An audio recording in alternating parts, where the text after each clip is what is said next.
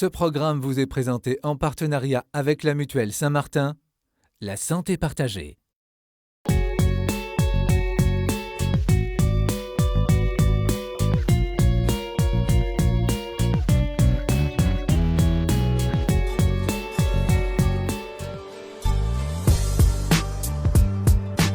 Les barres d'immeubles se dressent dans le ciel de Bondy en banlieue nord de Paris. Les cités surplombent l'autoroute. Et la ville, elle, se retrouve chaque année dans le haut de tableau du classement de l'insécurité en France.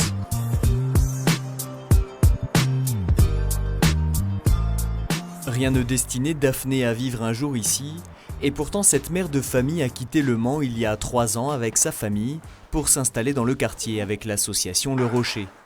Un seul objectif, vivre la fraternité, comme aujourd'hui avec sa grande amie sénégalaise Mamie, à qui elle rend visite au 12e étage de cet immeuble.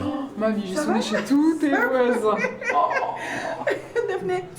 Si on vit pas avec, on ne peut pas comprendre les galères d'ascenseur. J'ai découvert une nouvelle facette de la fraternité. On ne vit pas en surface, juste un peu superficiel. Ouais. Et du coup, voilà, on s'entraide. Même des fois, si je veux y aller quelque part, ils disent « mais tu peux laisser l'enfant ici ». Même mes enfants viennent chez toi. Enfin, nos enfants s'entendent très bien. Ouais. Et du coup, on est en confiance, quoi. Ouais, on se dit de tout et de rien.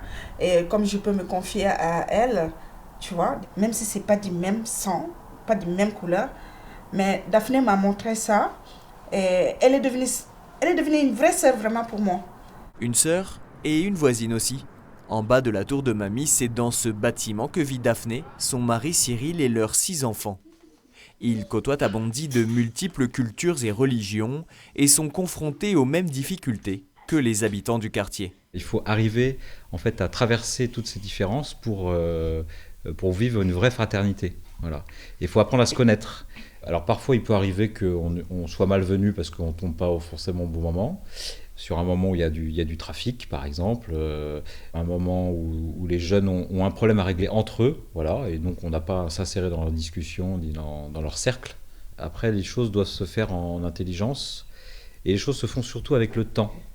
C'est un peu comme le Petit Prince et le renard, hein, vous voyez, c'est, au fur et à mesure on s'approche, quoi. Chaque jour, le Petit Prince revient et le renard s'approche, c'est un peu ça, en fait, voilà. Et donc je pense qu'on peut aller jusqu'au bout de la fraternité, enfin la fidélité, voilà. Allez, allez ! La fraternité, Cyril et Daphné la vivent en famille avec leurs enfants et ceux de la cité, comme ici dans ces camps aventuriers. Au début, il n'y avait pas vraiment les aventuriers. On allait au bois de Bondy et on jouait dans l'herbe. Et du coup, je me suis fait des amis quand on faisait des roulades. Les enfants sont sans complexe, ils y vont, ils ne se posent pas de questions. Donc comme les appartements sont petits, ils sont très vite dehors à jouer avec les autres enfants. Ils se sont fait des amis avec des familles, on ne serait peut-être pas forcément allé tout de suite. Voilà, ça nous a aidés à y aller.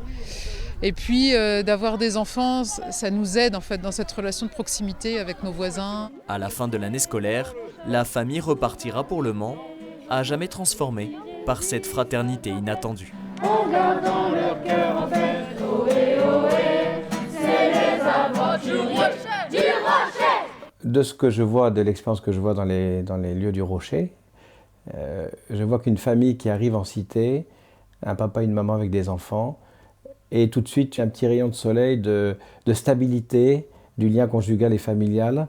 Une famille normalement constituée, qui n'est pas meilleure que les autres, mais qui offre un témoignage de fidélité, de simplicité, avec une présence des enfants, et en général aussi des petits-enfants dans la cité, diminue la tension, diminue la violence, fait tomber des résistances en fait.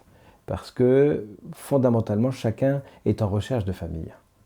Et quand on voit une famille qui accueille ou qui va visiter avec les enfants, les petits-enfants sont toujours le vecteur d'une ouverture de cœur, où les familles, les mamans, qu'elles soient maghrébines, qu'elles soient africaines, tout de suite vont exprimer leur amour maternel, même si ce n'est pas leur enfant.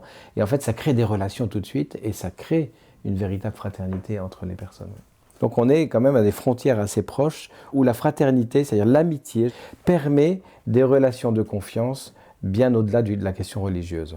C'est très prophétique de ce que Dieu suscite dans l'Église aujourd'hui. Dieu suscite des réponses aux questions et aux défis de notre temps, et en particulier aux défis de l'islam en France, en disant il n'est pas le temps d'avoir peur, de juger, de craindre. Il est temps d'aller au contact de ces personnes pour découvrir d'abord leurs richesses et aussi les vivre et cheminer avec elles pour grandir dans ce lien de confiance et d'amitié et de fraternité, afin d'éviter en particulier les extrémismes.